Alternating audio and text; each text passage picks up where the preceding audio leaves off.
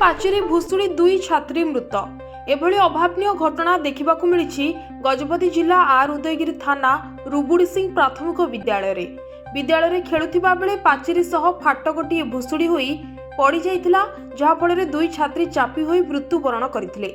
जड़े चतुर्थ श्रेणी में पाठ पढ़ुवा बेले अन्य जड़े पंचम श्रेणीर छात्री अटंती।